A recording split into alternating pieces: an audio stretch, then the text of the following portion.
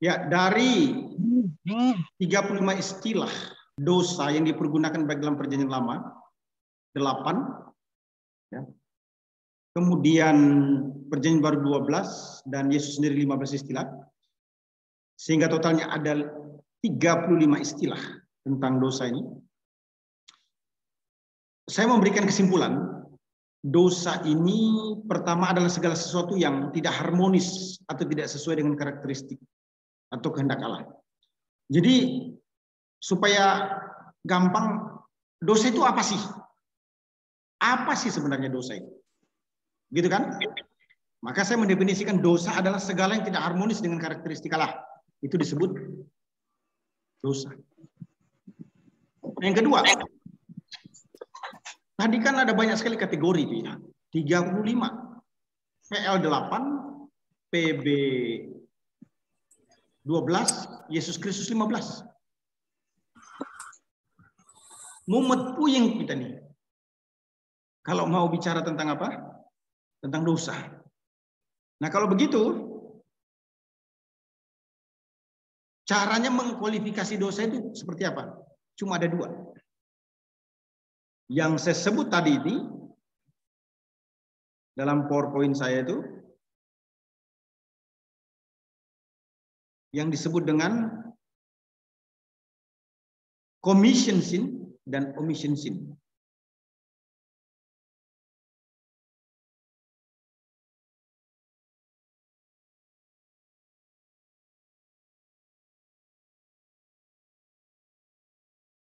Omission sin dan commission sin. Ya.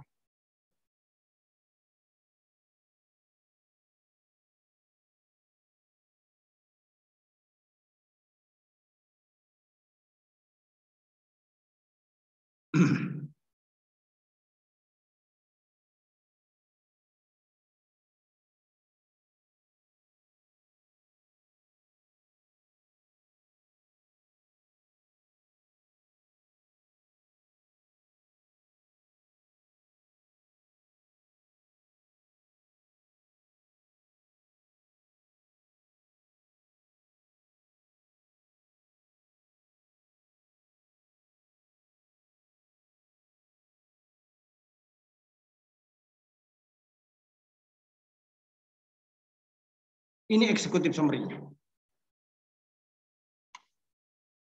Apa itu commission sin dan apa omission sin? Saya mau bertanya, setelah 5 menit tadi waktu jeda istirahat, benar enggak kira-kira ini yang saya mau katakan? Commission sin adalah melakukan perbuatan yang dilarang Tuhan sehingga berdosa. Omission sin adalah kelalaian atau kegagalan bertindak untuk melakukan kehendak Tuhan. Jadi dari 35 istilah dosa yang terlihat dalam PL 8, dalam PB 12, dalam pengajaran Yesus Kristus 15, maka hanya ada 2 kalau dikualifikasikan. Commission sin, melakukan perbuatan yang dilarang Tuhan sehingga berdosa. Yang kedua, omission sin, kelalaian atau kegagalan bertindak untuk melakukan kehendak Tuhan sehingga berdosa. Apa itu commission sin? Nah, itu menarik untuk diperhatikan. Commission sin itu bisa diartikan begini. Sin of commission are open. Sinful act. They are sinful because they are something we do that we are not supposed to do. Bisa diartikan sins of commission adalah tindakan yang terbuka dan berdosa. Mereka berdosa karena melakukan sesuatu yang tidak seharusnya lakukan. Sin of commission are things that you should not do but you did anyway. Dosa commission adalah hal-hal yang tidak harus Anda lakukan, tetapi Anda tetap melakukannya. Jadi commission sin adalah dosa melakukan. Maksudnya apa? Melakukan yang dilarang sehingga berdosa. Contohnya apa? Keluaran 20 ayat 1 sampai 17 menjelaskan 10 perintah Tuhan. 10 perintah Tuhan yang banyak digunakan dalam kalangan gereja Kristen Protestan itu. Menjelaskan sebenarnya ada 2 bagian. Pertama, mengatur tentang hubungan manusia dengan Tuhan. Yakni hukum pertama sampai keempat. Bagian kedua mengatur hubungan manusia dengan sesama, yakni hukum kelima sampai dengan ke-10. Hukum pertama, jangan ada padamu Allah lain di hadapanku. Keluaran 20 ayat 3, jangan ada padamu Allah lain di hadapanku. Ulangan 32 ayat 39. Lihatlah sekarang bahwa akulah dia. Tidak ada Allah kecuali aku. Akulah yang mematikan dan menghidupkan. Akulah yang telah meremukkan. Tetapi akulah yang menyembuhkan dan seorang pun tidak ada yang dapat melepaskan dari tanganku. Jadi hukum pertama sebenarnya apa? Tidak boleh ada Allah lain di hadapan Allah yang sesungguhnya, karena kematian dan kehidupan itu hanya ada pada Allah Israel. Yang kita sebut saat ini Yesus Kristus. Hukum yang kedua, jangan membuat patung untuk disembah. Keluaran 20 ayat 4. Jangan membuat bagimu patung yang menyerupai apapun yang ada di langit di atas dan yang ada di bawah, di bumi di bawah. Atau yang ada di dalam air di bawah bumi. Ayat yang kelima. Jangan sujud menyembah kepadanya atau beribadah kepadanya, sebab aku Tuhan Allahmu adalah Allah yang cemburu, yang membalaskan kesalahan bapa kepada anak-anaknya, kepada keturunan yang ketiga dan keempat dari orang yang membenci aku. Ayat 6, tetapi aku menunjukkan kasih setia kepada beribu-ribu orang, yaitu mereka yang mengasihi aku dan yang berpegang pada perintah-perintahku. Ada larangan membuat patung untuk disembah. Juga dimanai apa? Tidak seorang pun dapat membuat patung Tuhan Allah. Yang ketiga, jangan menyebut nama Tuhan dengan sembarangan. Keluaran 20 ayat 7. Jangan menyebut nama Tuhan Allahmu dengan sembarangan, sebab Tuhan akan memandang bersalah orang yang menyebut namanya dengan sembarangan. Menyalahgunakan nama Allah itu termasuk membuat janji palsu, menyebut dengan tidak sungguh-sungguh demi Allah, demi Tuhan, secara sembarangan, atau mengutuk menghujat nama Allah harus dikuduskan, dihormati dan disegani. Sebagai umat Allah harus menggunakan cara yang suci dan tidak perlu pakai nama-nama Tuhan. Yang keempat, kuduskanlah hari Sabat. Keluaran 20 ayat 8 dan 9. Ingat dan kuduskanlah hari Sabat, 6 hari lamanya engkau bekerja dan melakukan segala pekerjaanmu. Ayat 10 sampai dengan 11. Pada hari ke-7 adalah hari Sabat Tuhan Allahmu, maka jangan melakukan sesuatu pekerjaan engkau atau anakmu laki-laki atau anakmu perempuan atau hambamu laki-laki atau hambamu perempuan atau hewanmu atau orang asing yang di tempat kediamanmu. Sebab 6 hari lamanya Tuhan menjadikan langit dan bumi, laut dan segala isinya, dan dia berhenti pada hari ke-7. Itulah sebabnya Tuhan memberkati hari Sabat dan menguduskan. Sabat perjanjian lama adalah hari ke-7 dalam setiap minggu. Menguduskan Sabat berarti memisahkannya sebagai hari yang berbeda dari hari lainnya dengan cara berhenti bekerja supaya dapat istirahat. Nah, melayani Allah dan memusatkan perhatian pada hal-hal yang menyangkut keabadian, kehidupan rohani dan kehormatan itu penting dan diberi waktu hari Sabat. Yang kelima itu hormati orang tuamu, hormatilah ayahmu dan ibumu supaya lanjut umurmu di tanah yang diberikan Tuhan Allahmu kepadamu. Keluaran 20:12. Nah, dalam perjanjian lama Allah menuntut hukuman mati bagi setiap orang yang memukul atau mengutuk orang tuanya. Ini merupakan petunjuk Allah ya, yang sangat mementingkan penghormatan kepada orang tua. Nah, tugas orang tua apa? Mengasihi anak-anak dan membina mereka untuk takut akan Allah dan mengajarkan jalan-jalannya. Hukum ke-6, jangan membunuh. Keluaran 20 ayat 13, jangan membunuh. Kenapa? Karena hukum ke-6 ini melarang pembunuhan dengan sengaja, mengambil nyawa tanpa izin. Itu yang disebut dengan jangan membunuh. Allah menetapkan hukuman mati bagi pelanggar yang membunuh. Nah, perjanjian baru itu mengutuk pembunuh dan kebencian yang membuat seseorang menginginkan kematian orang lain. Juga dikategorikan sebagai apa? Pembunuh. Yang ke-7, jangan berzina. Keluaran 20:14. Jangan berzina. Hukum ke-7 itu melarang perzinahan meliputi apa? Semua tindakan percabulan dan dosa seksual. Ya. Perzinahan itu apa? Ketidaksetiaan kepada pasangan hidup. Perzinahan adalah kekejian di hadapan Allah dan seluruh Alkitab mengutuknya. Ke-8, jangan mencuri. Keluaran 20:15, jangan mencuri. Hukum ini apa? Hukum melarang mengambil uang atau benda apa saja yang menjadi milik orang lain. Hukum ke-8 itu jangan mencuri, menekankan apa? Menuntut kejujuran dalam semua urusan. Yang ke-9, jangan berdusta. Keluaran 20:16, jangan mengucapkan saksi dusta tentang sesama. Hukum ke-9, jangan berdusta. Ini sebenarnya Pak untuk melindungi nama dan reputasi orang. Tidak seorang pun boleh membuat pernyataan palsu tentang sifat dan tindakan orang lain. Kita harus berbicara secara benar dan jujur tentang segala sesuatu. Yang ke-10, jangan mengingini milik orang lain. Keluaran 20 ayat 17 ya. Jangan mengingini rumah sesamamu. Jangan mengingini istrinya atau hambanya laki-laki atau hambanya perempuan. Atau lembunya atau keledainya atau apapun yang dipunyai sesamamu. Mengingini milik orang lain atau tamak itu meliputi keinginan atau nafsu untuk memperoleh hal yang salah atau yang menjadi milik orang lain adalah dosa. Nah, kalau begitu, setiap orang percaya dipastikan tidak lagi diperbudak oleh dosa karena lahir dari Allah. Sudah menerima terang dari Yesus Kristus. 1 Yohanes 3 ayat 9 berkata, setiap orang yang lahir dari Allah tidak berbuat dosa, sebab benih ilahi tetap ada di dalam dia. Dan ia tidak dapat berbuat dosa karena ia lahir dari Allah. Sehingga kita bisa menolak commission sin, yaitu dosa melakukan. Dengan cara apa? Hidup berkenan kepada Allah, khususnya melakukan 10 perintah.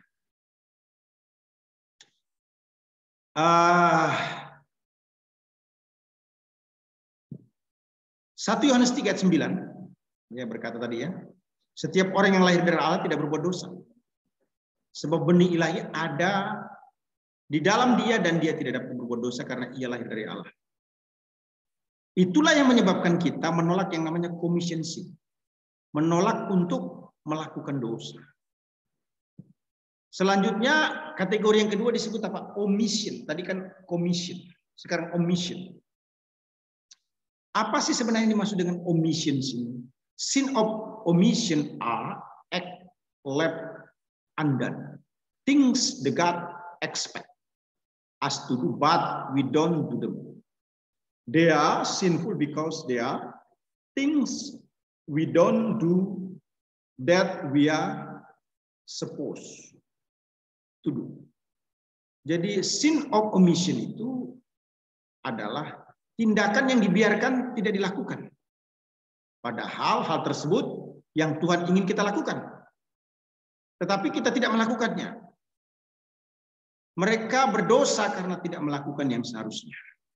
Jadi sin of omission, bukan commission ya, are things that you should do but that you don't do. Dosa omission adalah hal-hal yang harus Anda lakukan, tetapi tidak Anda lakukan.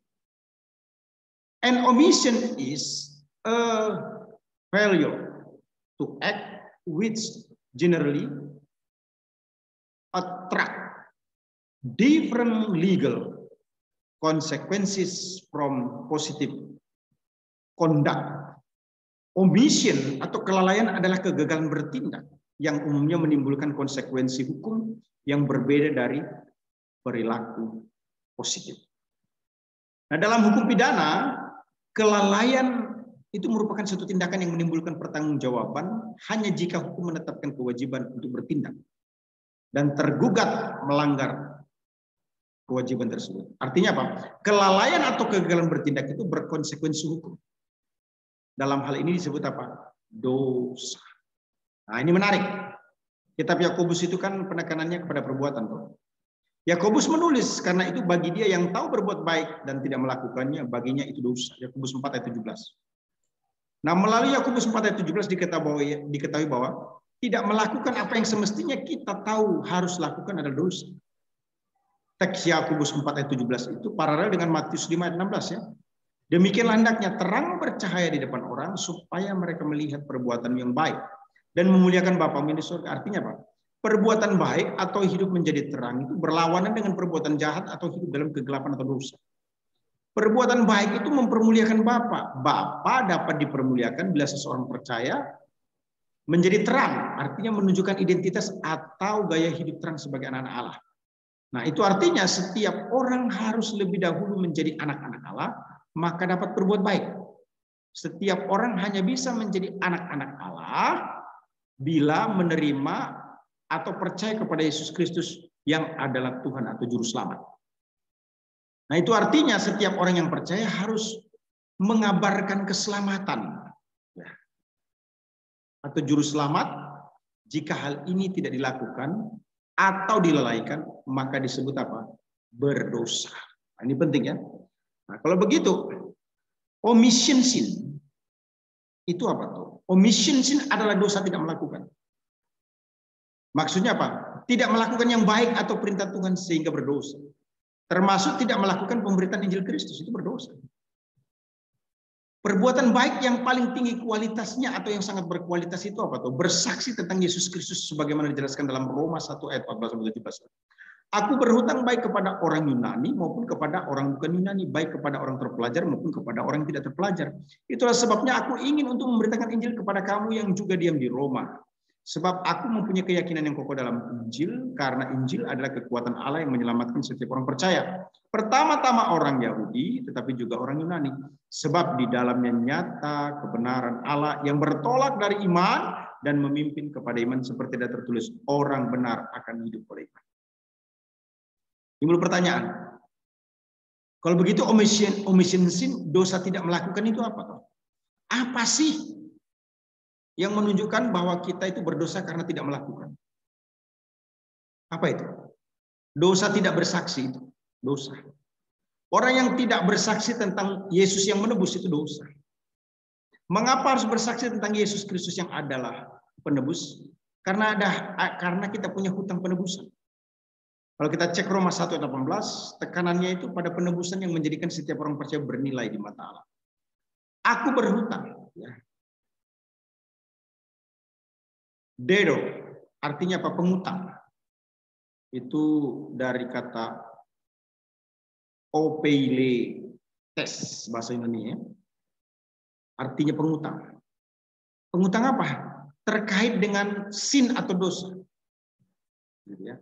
Nah, hutang yang dimaksudkan oleh Paulus itu bukanlah pinjaman finansial, melainkan hutang rohani atau pelayanan, karena telah mendapatkan kesempatan untuk mendengarkan dan mengalami penebusan Kristus, sehingga berkewajiban untuk melayani orang Yunani maupun orang bukan Yunani, baik yang terpelajar maupun yang tidak terpelajar. Nah, Paulus dipanggil oleh Allah untuk menjadi rasul bagi bangsa-bangsa bukan Yahudi, yaitu Yunani dan bukan Yunani, orang terpelajar dan orang yang tidak terpelajar. Jadi Paulus menegaskan bahwa dirinya berkewajiban untuk melayani segala bangsa bukan Yahudi.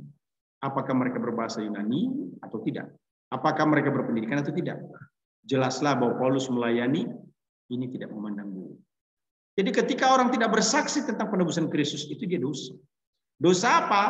Dosa yang disebut dengan omission sin. Ini satu pengajaran yang agak unik ya. Tapi kita perlu paham. Terus apa lagi? Dosa apa lagi? Dosa tidak bersaksi tentang Kristus yang menyelamatkan. Jadi bukan hanya bersaksi tentang Kristus yang menjadi penebus, tapi juga Kristus yang menyelamatkan tidak disaksikan. Itu jelas dalam Roma 1 ayat 15-16 ya. Tekanannya ada pada apa? Pada keselamatan atau hidup kekal yang dijamin untuk setiap orang yang percaya. Roma 1 ayat 15-16 berkata, itulah sebabnya aku ingin memberitakan Injil kepada kamu juga yang diam di Roma. Sebab aku mempunyai keyakinan yang kokoh dalam Injil, karena Injil adalah kekuatan Allah. Injil itu dalam bahasa Yunani disebut dunamis, artinya power, might, strength, force, ability, capability. Jadi Injil itu adalah kekuatan Allah yang menyelamatkan setiap orang percaya, pertama-tama orang Yahudi, tetapi juga orang Yunani. Menarik ini. Ayat 15-15 dari Roma pasal 1 itu menunjukkan apa? Adanya komitmen Paulus yang begitu kuat sehingga tidak malu memberitakan Injil. Sekalipun dari segi pandangan manusia, Injil, Kristus tidak membanggakan. Kenapa? Karena Injil itu kan tekanannya pada Yesus mati, Yesus dikuburkan, Yesus bangkit. Yesus yang mati bangkit. Raja Kristus yang mati itu dibunuh. Disalibkan. Sangat terhina. Kemudian kebangkitannya tidak diakui oleh orang tertentu. Jadi ketika kita bicara fokus pada Kristus yang mati bangkit, itu adalah kebodohan bagi orang tertentu. Kematian Kristus harus diberitakan. Walaupun dicemooh. Kenapa? Karena Injil atau berita Kristus itu adalah kekuatan Allah yang menyelamatkan. Itu sebabnya Paulus tidak malu mengabarkan kabar tersebut. Injil adalah kabar baik. Jelas 1 Korintus 13 ayat 3-4 ya. Injil adalah keselamatan. yang harus diberitakan. Ini ayat favorit ya, Roma 10 ayat 9-10 ya. So, jika kamu mengaku dengan mulutmu bahwa Yesus adalah Tuhan dan percaya dalam hatimu bahwa Allah telah membangkitkan dari antara mati, maka kamu akan diselamatkan, karena dengan hati orang percaya dibenarkan, dengan mulut orang mengaku dan diselamatkan. Kamu akan diselamatkan. Sotese. Saya ulangi lagi ya, karena verb indikatif future pasif singular, maka semestinya diterjemahkan apa? Kamu pasti sungguh-sungguh akan diselamatkan. Kenapa? Karena Efesus 1 ayat 14 memberikan penguatan, dan Roh Kudus itu adalah jaminan bagian kita sampai kita memperoleh seluruhnya, yaitu penebusan yang menjadikan kita milik Allah untuk memuji kemuliaan. Yang ketiga, dosa tidak bersaksi tentang Kristus yang membenarkan. Jadi ada dosa. Dosa apa? Saya sebut tadi. Dosa omission sin. Dosa tidak melakukan. Tidak melakukan apa? Tidak melakukan bersaksi. Bersaksi tentang apa? Yesus yang menebus. Bersaksi, tidak bersaksi tentang apa? Yesus yang menyelamatkan. Yang terakhir, tidak bersaksi tentang Yesus yang membenarkan. Roma 1 ayat 17. Tekanannya apa? Ada pada perilaku hidup. Karena telah beriman kepada Allah. Jadi orang yang telah menerima Kristus itu harus menunjukkan apa? Menyaksikan hidup yang benar. Jangan lupa itu ya. Kalau kita perhatikan bunyinya kan begini, sebab di dalamnya nyata kebenaran Allah yang bertolak dari iman dan yang memimpin kepada iman, seperti tidak tertulis. Orang benar dikaios akan hidup oleh iman. Nah itu mestinya diterjemahkan begini. Dikaios benar atau orang benar itu adalah sifat yang dimiliki oleh orang yang beriman, yaitu pisteos.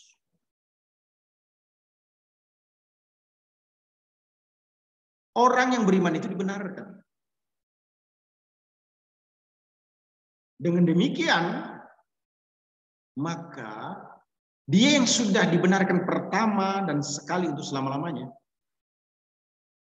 mestinya hidupnya tetap mampu hidup dalam kebenaran. Nah itu sebabnya, ketika kita berkata ada dosa tidak bersaksi tentang Kristus yang membenarkan, maka kita harus melihat Injil yang begitu hebat itu harus disaksikan. Karena pembenaran itu hanya terjadi bagi orang yang menerima Yesus sebagai Tuhan dan Juru Selamat pribadi. Menarik ya? Paulus berkata dengan jelas dalam 1 Korintus 9 ayat 16. Karena jika aku memberitakan Injil, aku tidak mempunyai alasan untuk memegahkan diri, sebab itu adalah keharusan bagiku. Celakalah aku jika aku tidak memberitakan Injil. Jadi bagi orang percaya, jika tidak memberitakan Injil atau tidak bersaksi tentang Kristus sangatlah berdosa. Atau disebut apa? Omission sin. Dosa lalai atau gagal memberitakan Injil. Kita bisa menolak omission sins dengan cara apa? Memberitakan Injil Kristus. Dengan kekuatan Tuhan, kita menolak commission sin. Dosa melakukan atau melanggar perintah Allah. Dan omission sin, dosa lalai atau gagal tidak melakukan perintah Allah. Ya, presentasi saya cukup sampai di sini. Silakan yang mengembangkan pertanyaan dari waktu yang diberikan tadi 5 menit atau memberikan tambahan kepada webinar ini, dipersilakan. Selanjutnya serahkan kepada Brother John. Ya, terima kasih Dr. Hanas untuk penyampaian materinya. Bagi Bapak Ibu, saudara-saudari sekalian yang bertanya langsung dengan Dr. Hanas, saya persilahkan. Ya, Bu Sriyati. Saya pertama kali. Kemarin saya tidak dapat waktu. Oh, silakan Ibu. Mohon maaf. Yang pertama itu Pak, yang kemarin berhubungan dengan Tselem dan Demut. Kan dikatakan kalau Demut itu berarti keserupaan sebagai manusia yang diciptakan sesuai dengan patron Allah gitu ya. Maksudnya di dalam diri manusia itu sebenarnya ada karakter Allah, begitu kan Pak ya? Iya Pak, betul atau bagaimana Pak? Ya, jadi kalau demut itu lebih kepada kemampuan potensi mengelola konkret. Gitu ya. Kalau selem itu lebih kepada abstrak, artinya karakteristik Allah. Oh begitu, bukan demut ya yang karakteristik Allah. Ya, oke. Kita kan diciptakan sesuai dengan karakteristik Allah. Dan bagaimana kalau misalnya kita mengaku sebagai orang yang percaya, apalagi kita sebagai seorang hamba Tuhan, atau juga yang mengaku mungkin sebagai utusan Tuhan, gitu ya. Tetapi di dalam kita berbicara, menyampaikan sesuatu, itu ya walaupun mungkin dia menganggap benar bahwa harus mencaci maki orang, begitu ya, orang yang nggak percaya, begitu istilahnya ya. Apakah itu kita itu bisa menunjukkan sebagai manusia yang berkarakter Allah? Kemudian juga tadi dihubungkan dengan dosa ya. Dosa berarti kalau seperti itu kan tidak, kita tahu bahwa itu hal yang tidak benar, tetapi kita melanggar gitu ya, kita tidak melakukan yang baik gitu. Harusnya kita menjadi saksi, tapi justru kita itu melecehkan lah istilahnya, melecehkan ajaran tentang Kristus itu sendiri atau karakter Allah itu sendiri yang ada di dalam diri kita. Itu yang pertama. Kemudian yang kedua, Pak, kemarin kan bicara tentang setan juga ya, setan dan roh-roh jahat gitu ya. Itu saya belum menemukan seperti ini. Kalau kita misalnya meninggal, tetapi kita itu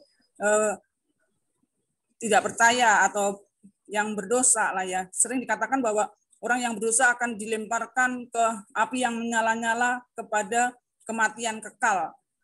Maksudnya itu apakah kematian itu sendiri seperti suatu siksaan yang kekal, yang tidak pernah berhenti, atau kematian kekal itu ya memang sudah mati dan tidak kelihatan bahwa dia disiksa atau hidup tapi tersiksa, seperti itu, Pak. Terima kasih. Ya, sorry, saya tadi mohon maaf terjadi kesalahan ya. Betul yang Ibu katakan bahwa yang disebut dengan selem itu berarti kemampuan ilahi. Ya. Kemampuan ilahi itu artinya apa? Kemampuan memanage itu lebih kepada hal yang konkret, sementara demut itu lebih kepada hal yang abstrak, ya abstrak ya. Abstrak itu apa karakteristik ya. Nah, setelah kita menerima Yesus sebagai Tuhan dan Juru Selamat pribadi, itu kan progres. Ada orang yang progresnya cepat, ada orang yang progresnya lambat. Nah, terus bagaimana dengan progres yang lambat ini? Nah, itu kan semua terkait dengan apa? Upah mahkota yang akan dia dapat. Tidak mungkin automatically yang disebut dengan demut ini dalam kesamaan abstrak. Saya menyampaikan di hari Rabu, Allah Maha kita tidak. Allah Maha kita tidak kan? Allah Maha kasih, kita hanya kasih. Allah Maha mengampuni, kita hanya mengampuni. Allah Maha kudus, progressive sanctification, kita hanya sampai pada kudus. Allah Maha tahu, kita hanya sampai pada tahu. Nah, ketika orang itu kita lihat belum menunjukkan sesuatu yang memiliki karakteristik Allah, ya memang butuh proses waktu. Kita tidak boleh memberikan penghakiman. Dia butuh waktu, pengalaman bersama dengan Allah yang lebih lagi. Karena sesuatu yang menyerupai Kristus dalam karakter itu tidak bisa dipaksakan.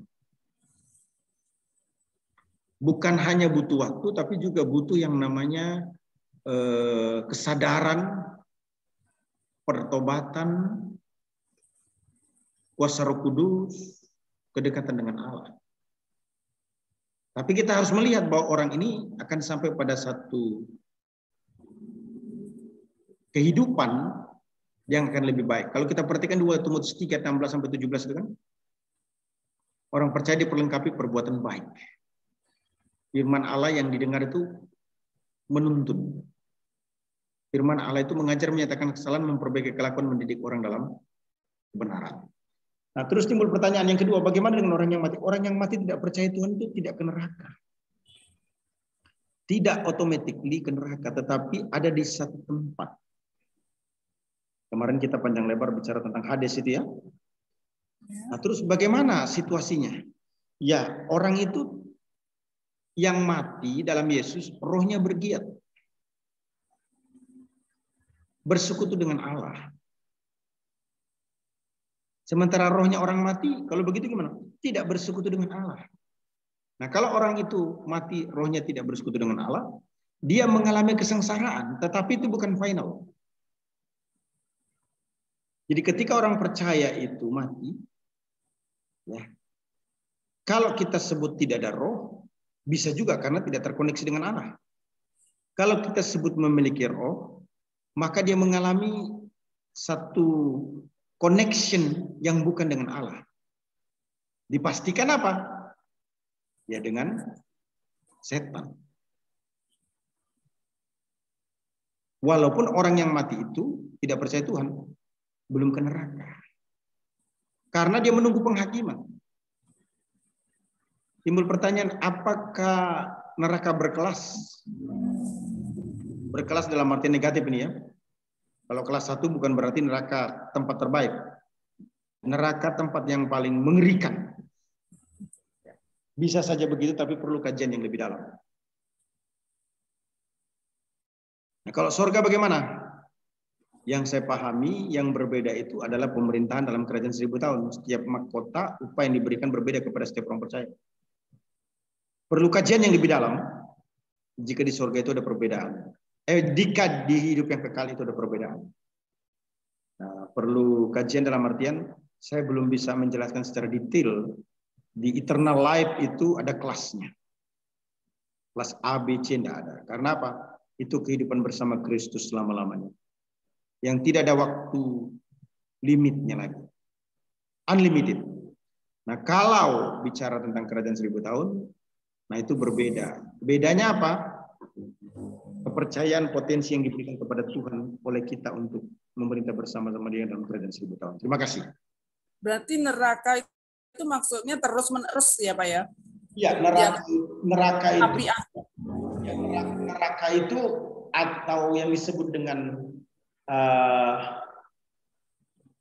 api neraka atau api yang kekal itu adalah hukuman yang bersifat tidak ada akhir. Ya. Selama-lamanya. Dan bagi orang yang mati itu belum terjadi. Karena orang yang mati nanti masih dihakimi. Iya, maksud saya kalau sudah penghakiman nanti kan dikatakan kematian kekal, berarti nerakanya dia di neraka itu dalam keadaan yang terus-menerus dalam siksaan begitu ya? Iya, dalam kesengsaraan yang tidak akhir. Oh iya. Berarti maksudnya bukan mati gitu. Ya, terima kasih Pak. Tidak ada kematian. Ya. Tidak ada kematian. Siksaan ya. Ini kan sudah habis pada tubuh. Yang disebut putus nyawanya. Ya, putus nyawanya ya. Terima kasih. Terima kasih Pak. Ya. Selanjutnya saya beri kesempatan untuk Ibu Aide. Silakan Ibu. Silakan Ibu Aide. Ya, Shalom. Terima kasih untuk kesempatan. Menarik sekali penjelasan dari Dr. Hanas. Tadi ada yang saya sempat ikuti soal kematian ya. Kematian sebelum ke neraka yang kekal. Kira-kira kalau seperti yang dijelaskan tadi, apakah pendapat dari sebagian orang sehingga ketika ada orang yang meninggal mereka sampaikan seperti ini, semoga dimudahkan perjalanan menuju ke itu. Biasanya itu istilah-istilah seperti itu keluar ya Pak. Karena saya pikir kalau orang kalau sudah mati, ya apa-apa yang dilakukan dari semasa hidupnya pasti itu akan dipertanggungjawabkan ya sesudah dia mati. Tapi kalau menyimak penjelasan tadi seperti ya mungkin saya yang salah dengar ya, seperti untuk menuju ke kematian kekal itu ada satu kurun waktu sehingga kalau informasi tadi kalau orang yang hidup di dalam Tuhan rohnya aktif bersekutu dengan Allah. Kemudian yang tidak hidup di dalam Tuhan kira-kira untuk menuju pada kematian kekal itu masih ada apa ya di sana? Mungkin boleh dijelaskan lebih detail lagi, Pak. Terima kasih Ibu Aide. Jadi orang yang mati di luar Tuhan tidak langsung ke api neraka. Sebutlah dia ada di Hades, satu tempat perhentian yang tidak ada pertemuan dengan Tuhan. Jadi rohnya menderita sengsara. Kalau mau disebut memiliki roh. Atau disebut tidak memiliki roh karena tidak terkoneksi dengan Allah. Nah, apakah dia langsung ke api kekal? Oh tidak. Dia menunggu perhentian. Dia menunggu waktu. Dalam pelajaran eskatologi kan saya sudah sampaikan kan. Ada waktu khusus bagi orang-orang yang akan dihukum yang tidak menerima Yesus sebagai Tuhan dan Juru Selamat pribadi. Itu punya waktu tersendiri. Nah, timbul pertanyaan, apakah di neraka itu berkelas? Itu kan saya sampaikan tadi kan. Apakah di neraka itu berkelas? Karena gini, penghakiman bagi orang percaya itu disebut dengan penghakiman Kristus atau bema. Penghakiman bagi orang percaya itu bukan penghakiman untuk neraka atau surga, tapi penghakiman untuk mendapatkan upah atau mahkota. Nah, penghakiman bagi orang tidak percaya itu bukan penghakiman untuk mendapatkan upah atau mahkota. Penghakiman yang dipastikan masuk neraka. Yang kekal. Hanya saya belum bisa menjelaskan secara detail karena itu perlu pengkajian yang lebih jauh. Apakah api neraka itu kelasnya berbeda-beda? Itu kan hukuman kekal berarti kan? Sementara kehidupan kekal ataupun juga eternal life itu tidak dijelaskan ada kelasnya. Yang berbeda itu hanya milenium. Milenium itu memerintah dalam kerajaan 1000 tahun. Yang bedanya di mana? Bedanya itu kapasitas kepercayaan yang Tuhan berikan kita untuk memerintah. Tapi tempatnya sama enggak? Sama. Nah, kalau orang percaya dihakimi untuk mendapatkan upah yang berbeda mahkotanya, nah, gitu kan? Bukan untuk mendapatkan surga atau neraka, sebab dipastikan sudah masuk surga. Maka orang yang tidak percaya, waktu dia mati, itu dia belum dihakimi. Belum dihakimi. Orang percaya saja ini belum dihakimi sekarang. Ingat saya ulangi, penghakiman bukan untuk surga neraka, tapi penghakiman lebih kepada apa? Bagi-bagi mahkota. Nah, nanti ada penghakiman khusus. Silakan saja lihat YouTube saya tentang eskatologi ya. Kupas tuntas akhir zaman kalau tidak salah judulnya begitu ya. Tadi seri yang keberapa itu nanti dicek saja ada 10. Nah begitu. Yang mungkin perlu dipertanyakan itu kalau orang percaya itu ketika dihakimi, orang yang tidak percaya ini, itu kan pasti sudah ke neraka. Timbul pertanyaan, kenapa harus dihakimi? Kan sudah dipastikan masuk neraka. Ya kan? Apakah neraka itu berkelas? Dalam artian kalau berkelas A itu bukan berarti ringan, tapi sangat buruk. Ya.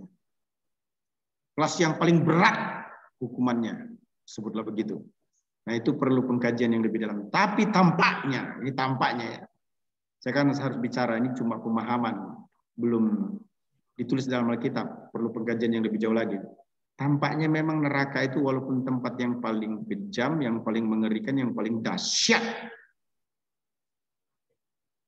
mungkin hukumannya itu berbeda-beda juga. Walaupun orang itu terhukum. Mungkin loh ya, tapi perlu pengkajian yang lebih jauh. Karena Bisa jadi. Ya, karena penghakiman itu tidak diperlukan lagi sebenarnya buat orang yang tidak percaya. Jelas sudah pasti masuk neraka.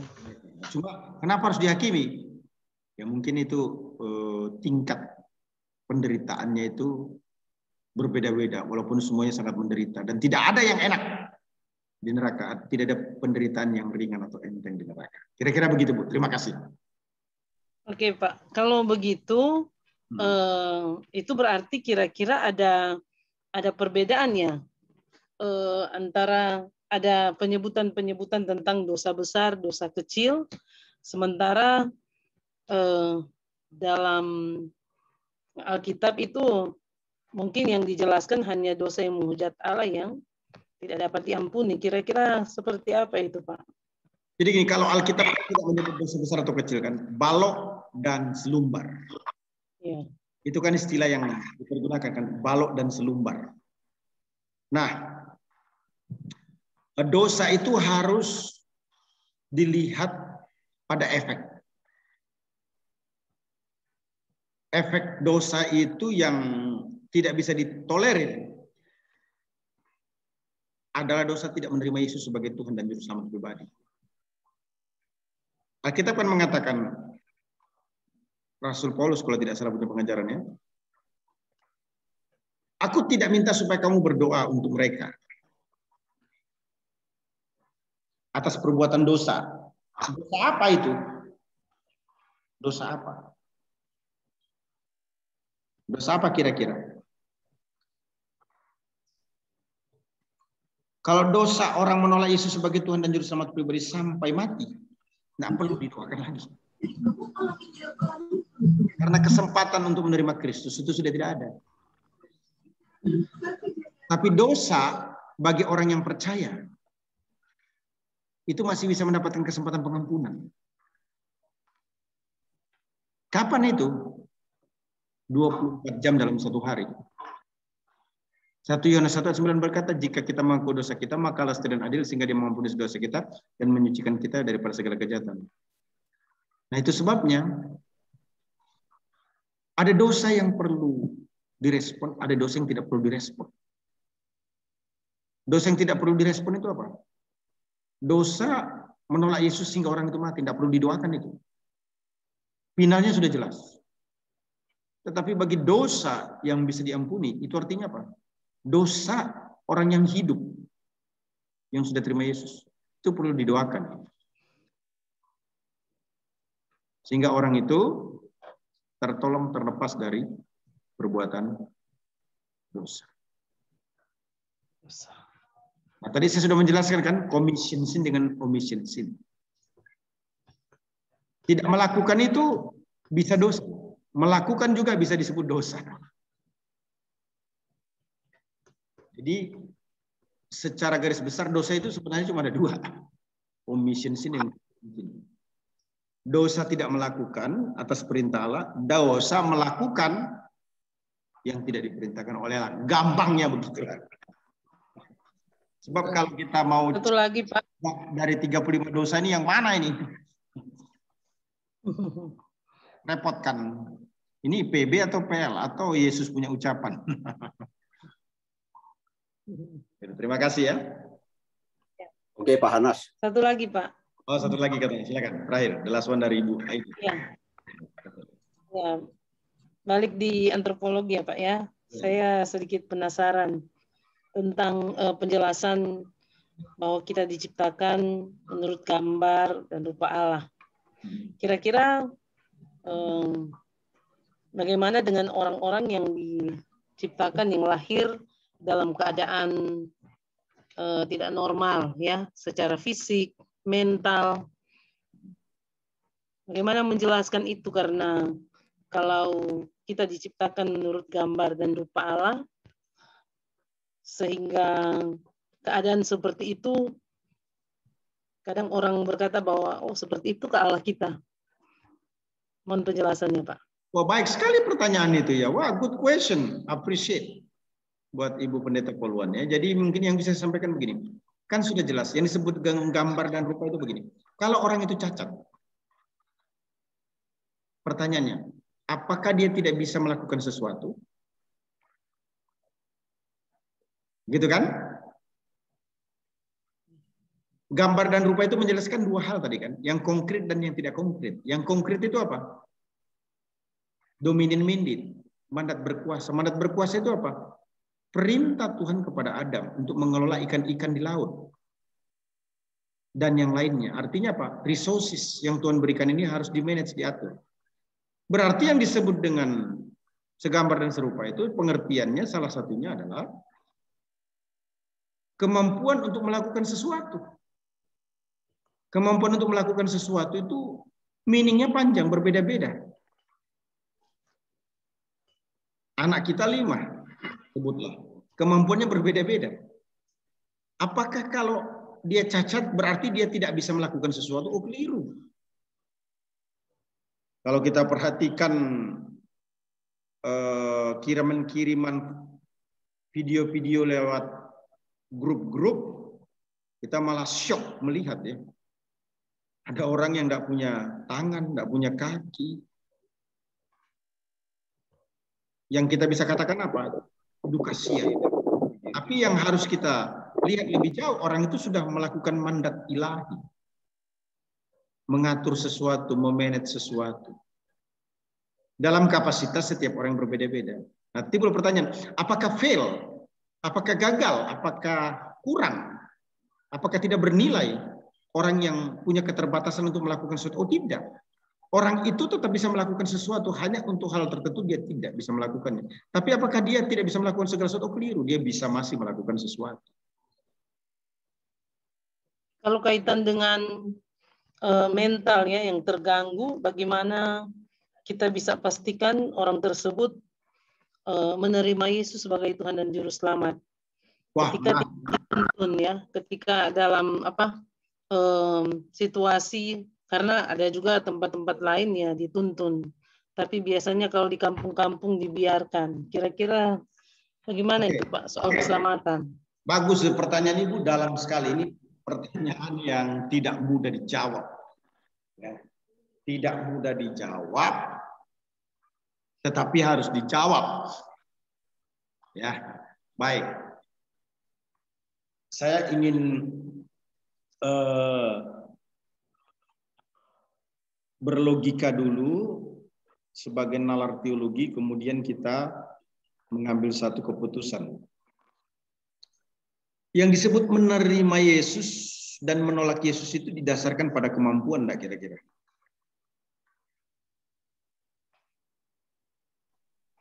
Ya. Teman-teman coba jawab ini. Tidak apa-apa ini terbuka ya. Orang yang menerima Yesus dan orang yang menolak Yesus itu didasarkan pada kemampuan atau tidak? Pada kemampuan. Artinya gini, orang bisa menolak Yesus karena dia punya kemampuan menolak. Ya toh? Orang menerima Yesus karena dia punya kemampuan menerima. Ini tidak penting. Tidak penting apakah menolak atau menerima. Bukan itu yang kita permasalahkan. Yang kita permasalahkan begini. Ketika orang menolak berarti dia punya kemampuan. Ya. Ketika orang menerima Yesus berarti dia punya Kemampuan. Itu dulu logikanya ya. Itu dulu logikanya. Nah, timbul baru pertanyaan berikutnya. Bagaimana orang yang tidak punya kemampuan?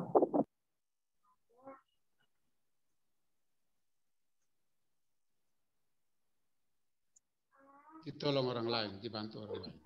Bagaimana kalau orang itu tidak bisa membantu? Sebutlah kalau Ibu Pendeta Poluan ini kan ngomong begitu.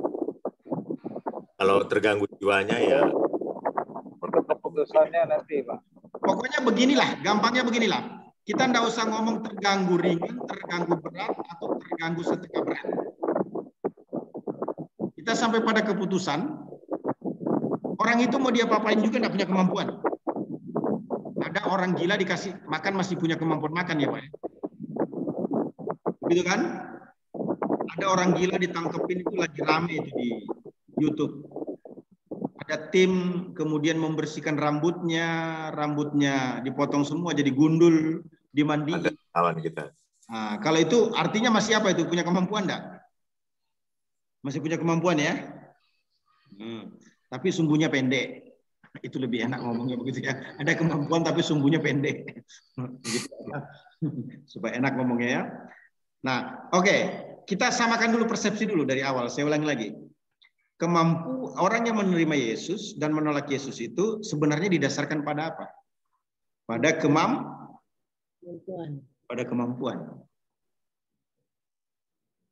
Nah, kalau begitu bagaimana orang yang tidak punya kemampuan? Ini nanti sampai pada pertanyaan bagaimana bayi yang tidak punya kemampuan menolak dan tidak punya kemampuan menerima. Ya kan? Begitu kan? Jadi pernyataan saya ini harus dipahami ya. Finally, jadi ini bukan kira-kira atau mungkin lagi finally sampai pada keputusan tidak punya kemampuan. Pak, orang koma bisa punya kemampuan enggak? Masih ada itu orang koma itu. Bisa menolak, bisa menerima, masih bisa mendengar kok. Betul nggak? Ini sampai pada, jadi saya tidak usah menjawab pertanyaan Ibu Poluan ini, sejauh mana orang itu. Pokoknya begini Ibu Poluan, sampai pada satu keyakinan orang itu tidak punya kemampuan menerima atau menolak, maka kematian Kristus dikenakan untuk orang itu. Keputusan dalam tangan Tuhan. Anugerah. Otoritas di tangan Tuhan Yesus itu. Anugerah. Begitu kan Ibu Poluan nanti akan ngomong lagi. Ibu Poluan akan ngomong jawabannya apa Pak? Ya, itu kan kedaulatan Tuhan. Ibu Poluan tanya lagi, kedaulatan yang bagaimana Pak? Justru saya bertanya itu ingin memastikan surga atau neraka. Poluan kan ujung-ujungnya begitu tuh bertanyanya. Kita kan Ibu Poluan memutuskan. Ibu Poluan begini, bagaimana sih webinar ini? Justru kita ikut webinar ingin dapat pencerahan. Kita dapat pencerahan ini. Nah, maka saya memberikan jawaban. Tapi kan saya sudah menjelaskan tadi kan, dasarnya apa? Dasarnya apa ya? Dasarnya Kristus mati untuk semua orang. Ya, Kristus mati untuk semua orang. Kematian Kristus menjadi efektif bagi orang yang menerimanya. Ya toh? Tapi kematian Kristus tidak menjadi efektif bagi orang yang menolaknya. Timbul pertanyaan, bagi orang yang tidak bisa menerima dan menolak, kematian Kristus efektif atau tidak? Efektif. Efektif. Pilihan. Saya mungkin sedikit berbeda dengan Bapak Ibu, tapi argumentasi saya ulangi. Orang yang menolak Yesus sebagai Tuhan dan Juru Selamat, kematian Kristus tidak menjadi efektif bagi orang tersebut. Orang yang menerima Yesus sebagai Tuhan dan Juru Selamat, kematian Kristus menjadi efektif bagi orang tersebut. Efektif karena menerima Yesus, tidak efektif karena menolak Yesus. Bagaimana kalau dia tidak bisa menolak dan tidak bisa menerima? Kedaulatan Allah. Maka efektif kematian Kristus. Karena apa? Kristus mati untuk bagi semua orang. Jadi yang mau efektif silakan jadi gila dan tidak menerima. Setuju. Wah itu out of the box itu, Pak. Itu posisi box yang lain itu.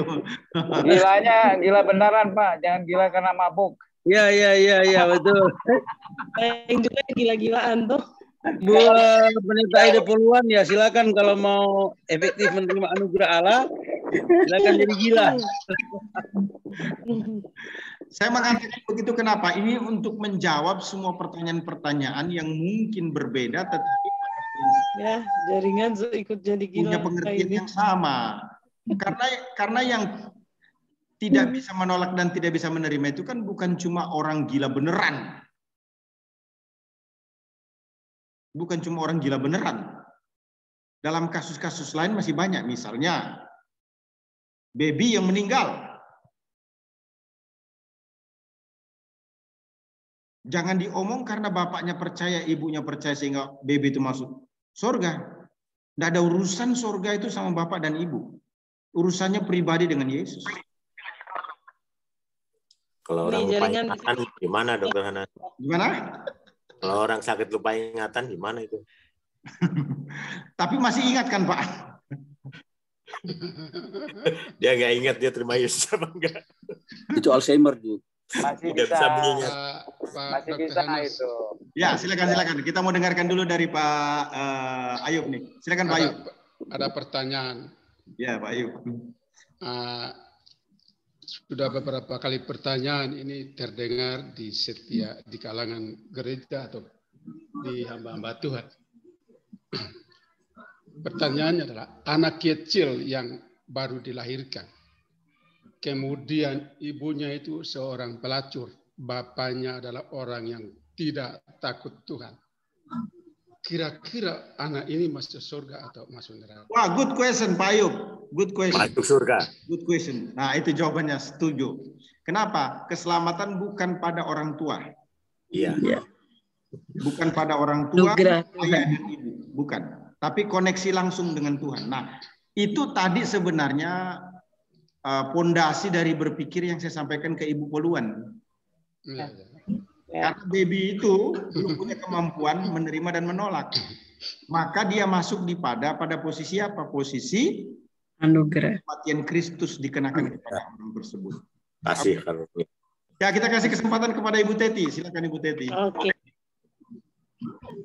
Ya Pak, terima kasih. Salam, selamat malam semuanya. Nah, ini Ibu Teti nih. Ya, masih tadi ada PR yang Bapak minta apa itu tentang dosa. Kalau menurut 35 saya itu ya, 35 ya. Iya. Dosa itu adalah suatu ketidaktaatan dan ketidakpatuhan kepada kehendak Allah atau 10 hukum Taurat. Dari 10 hukum Taurat itu ada larangan, jangan, ada 8, 1, 2, 3, 5, 6, 7, 8, 9, 10, itu jangan memuja berhala, jangan menduakan Tuhan, kemudian jangan menyebut nama Tuhan sembarangan, sampai ke 6, jangan membunuh, jangan mencuri, jangan zina, jangan saksi dusta, jangan mengingini milik orang lain, sesama, pembantu, dan lain sebagainya. Nah, ketika kita lalai, tidak melakukan ini, kita masuk dalam kategori omission tadi. Kita tidak patuh dan tidak taat. Kemudian di Yakobus 4 ayat 17, di sana dikatakan juga, jadi seorang yang sudah mengetahui kebaikan tetapi tidak melakukan sudah berdosa begitu. Contohnya ya seperti tadi, kita sudah tahu kabar baik, harus bersaksi, kita tidak melakukan, kita sudah berdosa begitu.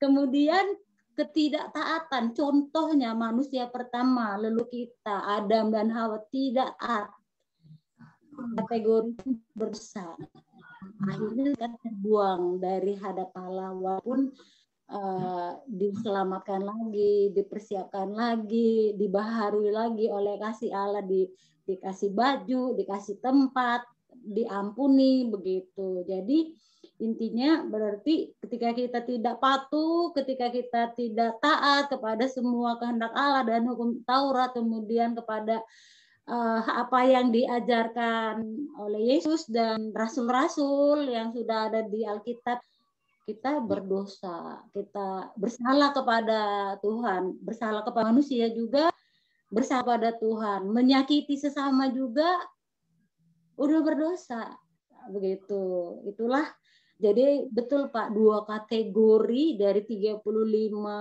poin itu menjadi 2 kategori, commission dan omission. Jadi commission itu ketika kita melakukan tindakan yang salah atau pelanggaran, itu masuk ke kategori commission, dan omission ketika kita sudah tahu yang baik tapi kita tidak lakukan, kita udah berdosa dalam kategori dosa yang kategori kedua omisi yang tadi begitu. Itu saja Pak.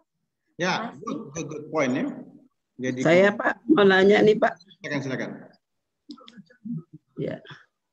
Selamat malam semuanya. Saya hanya mau tanya ini Pak, kan di Yohanes ya, 1 Yohanes pasal yang ke-5 ayat yang ke-16 di sana dikatakan kalau ada seorang melihat saudaranya berbuat dosa, yaitu dosa yang tidak mendatangkan maut, hendaklah ia berdoa kepada Allah dan Dia memberikan hidup kepadanya, yaitu mereka yang berbuat dosa yang tidak mendatangkan maut. Ada dosa yang mendatangkan maut, tetapi itu tidak kukatakan bahwa ia harus berdoa. Nah, semua kejahatan adalah dosa, tetapi ada dosa yang tidak mendatangkan maut. Nah, di sini dijelaskan bahwa di ayat 17 di situ ada dosa yang tidak mendatangkan maut. Nah, kalau itu sedangkan di dalam Roma 6 ayat 23 itu kan dikatakan bahwa upah dosa itu adalah maut. Nah, dosa yang seperti apa yang tidak mendatangkan maut? Wah, good question Ibu Pendeta ya. Good question. Ini akan menambah Ini yang sering. Ya. Jadi kalau dosa mendatangkan maut tidak perlu didoakan. Begitu seolah-olahnya kan? Iya. Tapi kalau dosa yang tidak mendatangkan maut, kita diperintahkan untuk apa? Doa. Gitu kan? Jadi gampangnya begini. Kalau dosa mendatangkan maut itu final atau belum? Final. Karena dosa mendatangkan maut itu apa? Dosa yang menolak Yesus sebagai Tuhan dan Juru Selamat pribadi. Itulah yang disebut dengan apa? Upah dosa ialah maut. Itu dosa yang mendatangkan maut. Dosa yang mendatangkan maut itu adalah dosa final. Dosa final itu apa? Tidak ada lagi kesempatan untuk bertobat atau berbalik. Nah, gampangnya begini. Apa itu dosa mendatangkan maut? Dosa mendatangkan maut adalah dosa yang dilakukan orang itu sampai mati. Dia menolak Yesus sebagai Tuhan dan Juru Selamat, itu tidak perlu didoakan. Kok bisa? Iya. Karena sama seperti manusia, hidup sekali dan sesudah itu dihakimi. Itu kan kita ngomong begitu kan? Nah, kalau begitu orang yang sudah mati, dia tidak terima Yesus, perlu didoakan enggak? Enggak perlu. Kalau dia tidak terima Yesus. Terus timbul pertanyaan, kenapa kok orang yang berbuat dosa tidak mendatangkan maut perlu didoakan? Iya. Lalai memberitakan Injil itu dosa tidak mendatangkan maut, enggak? Maut. Lalai memberitakan Injil itu dosa tidak mendatangkan maut, enggak? Mendatangkan maut. Kalau dilihat dari Roma itu kan semua upah dosa mendatangkan maut, Pak. Enggak, kalau orang sekarang saya tanya, kalau Ibu Teti, iya, sebutlah dalam waktu tertentu mestinya memberitakan Injil, tetapi tidak memberitakan Injil. Apakah dosa itu mendatangkan maut? Tidaklah. Enggak. Tidak. Itulah yang Alkitab katakan dalam Yohanes tadi. Aku minta untuk berdoa. Bapak Ibu tahu berbuat baik nih, tapi tidak berbuat baik kepada seseorang itu dosa enggak? Dosa. Dosa itu mendatangkan maut atau tidak? Tidak. Itulah yang perlu didoakan supaya apa? Berbuat baik. Marah emosi sama suami, itu dosa enggak? Dosa. Mendatangkan maut enggak? Nah, jangan marah-marah ya ibu-ibu. Terus dong Pak. Nanti ibu-ibu marah terus sama suaminya itu Pak. Jadi intinya Pak, dosa yang mendatangkan maut itu kan yang menolak sampai mati. Ya, sampai mati. Ya, itu aja anunya kan. Ya, finalnya. Jadi yang lain itu masih bisa tidak mendatangkan maut.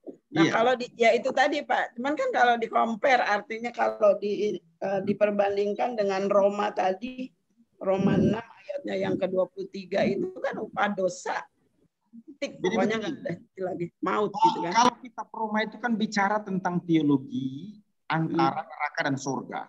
Coba perhatikan di situ. Upah dosa ialah maut. Dosa yang mana itu sebenarnya? Dosa yang mana? Dosa yang dilakukan oleh Adam dan Hawa.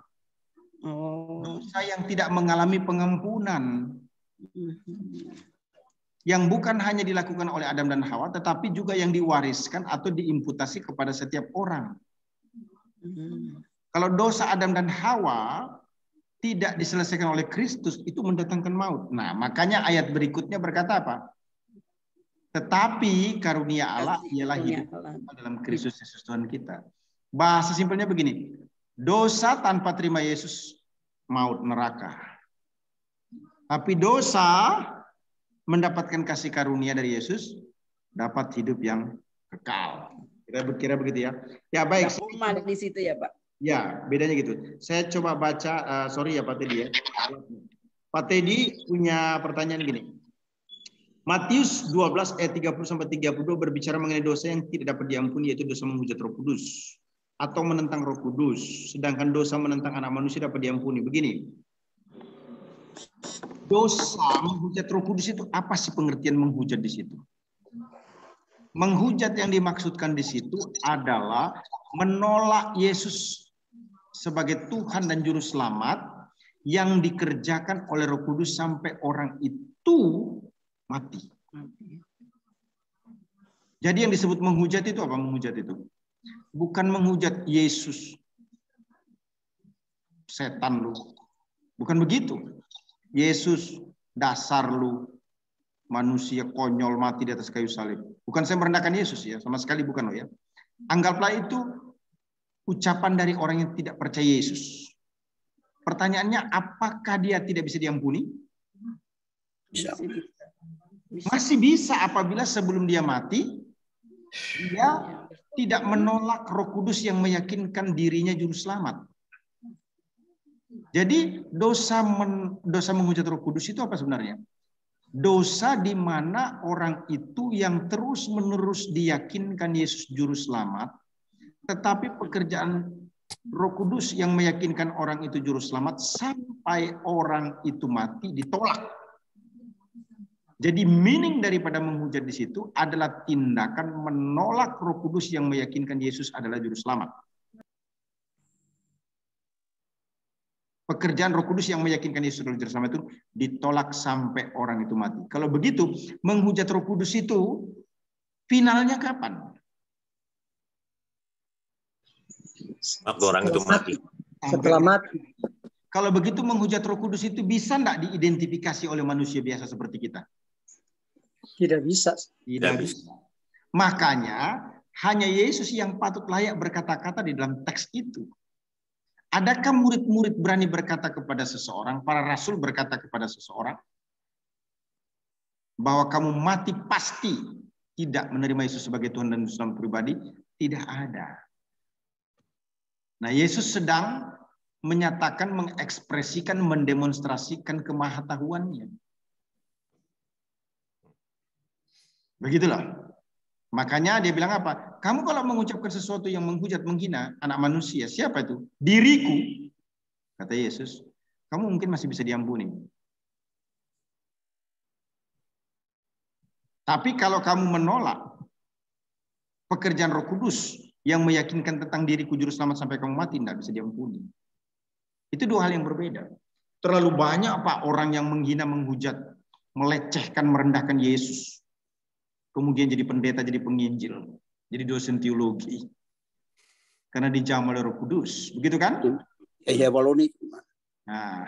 Nah, kalau itu kita big question-nya adalah yang disebut menerima Yesus itu bagaimana? Menerima Yesus itu bukan sesuatu yang dipegang di awal saja, tapi menerima Yesus itu apa? Sampai pada akhir. Nah, timbul pertanyaan, maaf nih ya, almarhum Yahya Waloni apakah menerima Yesus atau tidak? Maka saya mau katakan dalam kesempatan ini, bisa tidak, bisa iya. Tidaknya apa? Kalau kita lihat ekspresi setelah dia meninggalkan, sebutlah tanda kutip, Yesus. Dikatakan iya, kenapa? Bisa saja pada hembusan napas yang terakhir, yang tidak seorang pun tahu, dia mohon pengampunan dari Allah. Siapa yang tahu akan hal tersebut? Tidak seorang pun yang sorry. Kira bukannya ya Waloni ya, bukannya ya Waloni. Saya kira ini siapa tadi nih? Masih ada Pak. Itu kali Mokoginta. Iya, Mokoginta. Ya. Maaf, saya salah berkata nih ya. Ya, nubuatan Pak itu Pak. Anas, ada pertanyaan Pak Anas. Ya. Bagaimana kalau seorang hamba Tuhan ataupun jemaat atau menginjil pada masa hidupnya dia percaya dan menerima Yesus, tapi setelah dia berpulang kita lihat acaranya berbeda Pak, bukan acara di dalam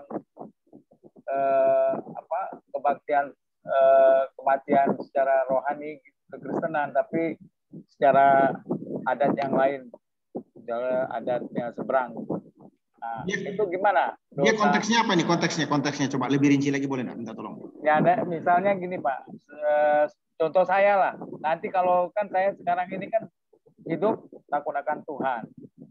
Ketika saya mati, saya berpindah gitu dari takut akan Tuhan, terus ketika mereka yang menjenguk saya waktu kematian untuk penguburan dan segala macam di dalam acara yang tidak dalam Tuhan begitu. Oh, artinya gini dong, seseorang waktu hidup dia terima Yesus sebagai Tuhan dan Juru Selamat, ya. Waktu dikubur dia tidak dikuburkan secara Kristiani begitu? Ya, betul. Begini, sorga itu tidak ada urusannya dengan kematian. Segala bentuk jenis kematian dan model pemakaman itu tidak ada urusannya dengan hidup kekal. Gitu ya. Maaf nih ya. Saya tidak bermaksud melanggar etika. Jika orang terima Yesus sebagai Tuhan dan Juru Selamat pribadi, kemudian dikubur dengan adat penyembahan berhala, sebutlah begitu ya, atau tidak dikubur secara gerejawi, begitu kan? Kemana? Tidak ada urusannya lagi. Tidak ada urusannya. Orang yang mati setelah percaya Yesus, ya, maksudnya orang itu sebelum dia mati, sampai dia mati, dia tetap percaya Yesus. Itu tidak ada urusannya neraka atau surga. Walaupun ada ajaran tertentu, dibakar atau tidak dibakar. Dibakar itu tidak alkitabiah. Karena ada kebangkitan nanti. Di mana tubuh kita akan dikumpulkan satu persatu. Kalau dibakar bagaimana caranya? Oh, masih ada sanggahan lagi. Wah, kasihan sekali kalau pendeta diurapi hidupnya mati-matian dalam pelayanan. Kemudian dia mati dalam pesawat gitu ya. Pesawat meledak. Itu gimana itu? Atau ada pendeta gitu ya. Hamba Tuhan atau anak Tuhan yang dimasukkan ke perapian dibakar begitu ya. Oh, itu Pak martir. Tapi jenis kematiannya sama kan? Mau martir tidak martir tetap dibakar. Iya. Begitu kan? Nah, tapi saya kembali lagi. Itu yang idealnya. Namun hidup ini kan tidak hanya bicara ideal, Pak. Hidup ini juga membumi. Artinya kita masih hidup berinteraksi dengan sesama manusia. Urusan kita bukan dengan Tuhan saja, tapi urusan kita dengan manusia. Nah, itu sebabnya kita sebagai pelayan Tuhan, jika gereja di mana Anda berada menolak yang namanya dikubur dengan cara dikremasi, maka Anda harus sepakat dengan itu. Jika Anda ada di dalam organisasi itu. Begitu loh.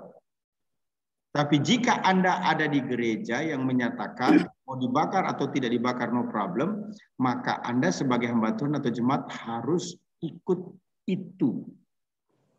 Posisi itu. Begitu loh. Pak, gimana ini Pak? Saya ada di gereja tapi tidak sepaham. Monggo, kalau masih bisa bertahan enggak apa-apa. Kalau enggak bertahan ya pindah aja. Kenapa? Teman saya banyak tuh di Amerika. Satu gereja yang pahamnya apa? Sangat menerima LGBT. Dia ada nggak di gereja itu sebagai pendeta? Ada di gereja itu. Jadi pendeta di gereja itu nggak jadi pendeta di gereja itu. Tapi ketika ada keputusan memberkati pasangan LGBT, dia menolak. Hadir nggak dia dalam pemberkatan itu? Hadir. Dia melakukan. Karena kalau dia tidak hadir, berarti dia tidak menjadi bagian dari organisasi itu. Kalau dia tidak menjadi bagian daripada organisasi itu, maka dia dilarang menggunakan gedung itu. Maka dia dianggap apa? Ilegal dari segi hukum. Tidak boleh melakukan ibadah. Karena tidak ada payung hukum yang menaunginya. Bersama kan tidak berarti ikut serta. Betul enggak? Saya ulangi ya, bersama tidak berarti ikut serta kan? Betul, Pak. Kamu temannya dia yang suka nyuri itu, teman sih teman, tapi saya tidak mencuri. Temannya dia teman, berarti kamu juga mencuri loh? Enggak dong. Nah, ada pertanyaan ini menarik ya sebelum kita akhiri ya. Hanas Yudas Iskariot masuk surga atau neraka? Nah, saya lebih strict. Ada pada posisi tidak. Pertanyaannya panjang nih. Pak, bukankah Yudas itu dipilih menjadi murid Yesus? Saya jawab. Pilihan Yudas kepada Yesus itu pilihan untuk bersama-sama dalam pelayanan atau pilihan untuk menerima dirinya sebagai Tuhan dan Juru Selamat pribadi. Jadi ketika Yesus memilih Yudas untuk bersama-sama menjadi murid Yesus, apakah itu sama dengan Yudas sudah menerima Yesus sebagai Tuhan dan Juru Selamat pribadi? Belum tentu. Jadi pilihan Yesus terhadap Yudas itu bukan pilihan yang menunjukkan bahwa dia dipilih karena sudah menerima Yesus. Gitu loh, itu yang pertama. Terus ada teks yang lain lagi. Ingat loh ya, berteologi itu tidak boleh satu mengindikasikan Allah itu negatif, yang kedua, berteologi itu tidak boleh hanya menggunakan satu karakteristik atau satu sifat Allah. Berteologi itu harus melihat semua sifat Allah itu berjalan secara paralel. Misalnya, Allah memilih. Allah memilih itu di dalam kemahatauannya. Berarti dia sudah maha tahu ujungnya orang itu seperti apa. Allah memilih itu di dalam bukan hanya maha tahu, tetapi apa? Maha berdaulat. Jangan tanya kenapa orang itu dipilih Allah. Nggak masuk di otak dan akal kita. Yang ketiga, Allah memilih itu maha kasih. Artinya ada sarana media yang dia berikan. Jadi ketika orang dipilih Allah untuk memperoleh hidup yang kekal, karakteristik yang maha kasih, maha tahu, dan maha berdaulat itu berjalan secara paralel. Sekarang saya tanya, kalau karakteristik Allah berjalan secara paralel, ada cacatnya enggak? Enggak ada cacatnya toh. Nah, begitu. Nah, Yudas Iskariot ini di dalam kemahatauan Allah sudah ditulis. Lebih baik orang itu tidak hidup dibanding dia hidup. Dan itu ditulis, dibinasakan. Pak, Yudas kan sebelum mati bertobat. Buktinya apa dia? Menyesal. Pertanyaan saya ajukan. Yudas itu menyesal sudah menyerahkan Yesus yang penuh dengan permohonan pengampunan, ya? Atau Yudas menyesal karena menjual Yesus dengan kepingan itu, kepingan perak itu. Penyesalannya apakah penyesalan manusiawi yang tidak membawa pertobatan? Manusiawi itu, Pak. Nah, itu manusiawi berarti tidak ada unsur pertobatan kan? Iya. Jadi ya, karena itu kita harus melihat teks itu secara menyeluruh, baca panjang lebar tentang Yudas itu sebenarnya ya. Baca panjang lebar. Jadi baca secara utuh, maka kita akan tahu, oh iya, kalau baca teks ini finally-nya memang Yudas itu di dalam kematahuan Allah itu tidak ada pintu surga terbuka bagi dia. Bagaimana dengan Yohanes 17, Pak? Ya, gimana itu, Pak? Doa Yesus untuk murid-muridnya. Begini, doanya apa? Ayat 3 itu Pak, ayat 3 yang maksud Bapak ini. Coba dibaca dulu. Doanya seperti apa? Mengenal, murid mereka mengenal Allah satu-satunya yang benar dan mengenal Yesus adalah utusan. Apakah doa itu pengertiannya sama dengan finalisasi? Pak, saya berdoa supaya Pak Douglas menjadi kaya raya. Orang nomor 5 terkaya di Indonesia. Apakah itu merupakan finalisasi bahwa Bapak menjadi orang terkaya nomor 5 di Indonesia? Tapi doa itu kan doa dia terakhir perjamuan sama murid-muridnya sebelum dia ke Getsemani kan Pak? Betul. Ya itu tadi saya katakan, apakah doa Yesus ini merupakan finalisasi yang berlaku untuk semua murid termasuk Yudas? Ataukah itu berlaku pada orang tertentu saja yang membuka hati bagi Kristus?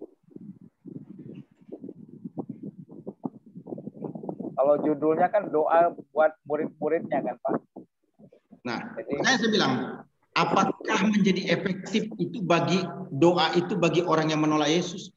Jangankan doa, Pak. Yesus mati saja tidak menjadi efektif bagi orang yang menolak. Yesus di ayat 24 ia sebutkan doanya. Doa Yesus. Ya Bapa, aku mau supaya di mana pun aku berada, mereka juga berada bersama-sama dengan aku. Mereka yang telah Engkau berikan kepadaku, agar mereka memandang kemuliaanku yang telah Engkau berikan kepadaku. Sebab Engkau telah mengasihi aku sebelum dunia dijadikan. Betul. Timbul pertanyaan kan begini. Yang memilih mereka siapa? Allah Bapa kan? Ya.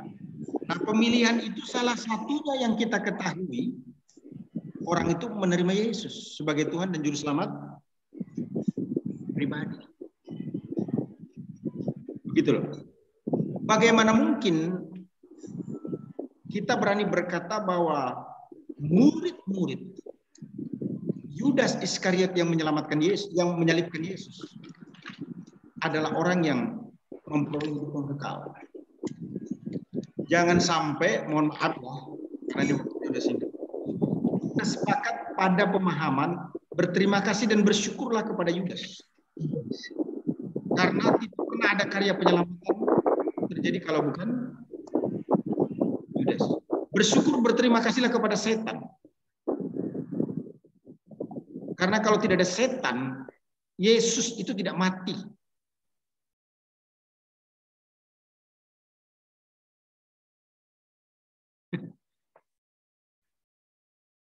Begitu kan? Iya, iya. Halo. Ya, saya kira begitu ya. The last one. Ini pertanyaan dari Ibu Mayor. Karena terima kasih nih ya. The last one ya. Satu lagi Pak. Apakah banci walaupun menerima Yesus masuk kerajaan Allah? Banci itu apa tuh banci itu? Ekspresi kan? Betul nggak? Ekspresi kan? Tapi banci itu sebenarnya punya gender enggak? Nggak jelas, Pak. Punya, Pak, gender. Punya. Punya, Pak. Punya. Gender. Disebut banci karena apa? Ekspresi kan? Ya, ekspresinya betul. Oh, saya melayani di tempat salah satu jemaatnya itu adalah laki-laki ke perempuan-perempuanan. Tapi dia sudah bertobat terima Yesus. Masuk surga enggak? Masuk surga dong. Tapi bagaimana dengan 1 Korintus 6 ayat 9 itu, Pak? Itu banci yang tidak terima Yesus. Oh, gitu. Begitu kan? Banci yang tidak terima Yesus, intinya semua yang tidak terima Yesus masuk neraka. Kalau banci terima Yesus kan dia bertobat. Banci kan label. Tapi kalau masih melakukan perbuatannya yang tidak sesuai dengan misalnya laki-laki jadi perempuan atau perempuan jadi laki-laki, begitu bagaimana? Begini. Ya, itu lain. Itu butuh penjelasan yang lebih lanjut. Makanya saya ngomong tadi Pak Douglas tahu lah ya yang saya maksudkan ya. Dia sudah bertobat, dia sudah lahir baru, masanya masuk neraka. Ada ekspresi-ekspresi, nah, ada sedikit-dikit tapi yang 0, sekian persen lah. Karena itu masa lalu tidak bisa automatically kan. Agak dikit lebay-lebay. Tapi ya enggak juga. Enggak terlalu, enggak kelihatan. Kecuali sudah bergaul lama baru, oh kok agak sedikit begini ya. Tapi kalau baru ya enggak ketahuan juga. Apalagi kalau enggak pernah ngomong. Oh dia melayani Tuhan. Dia berkhotbah. Dia bawa teman-temannya untuk KKR. Betul Pak. Ada pendeta yang begitu Pak. Begitulah ya. Ya, saya kira cukup. Terima kasih. Mohon maaf sudah lewat 4 menit. Kita akhiri dengan doa. Kita akan ketemu di hari Senin sebagai pertemuan terakhir ya. Terima kasih untuk semua teman-teman sahabat.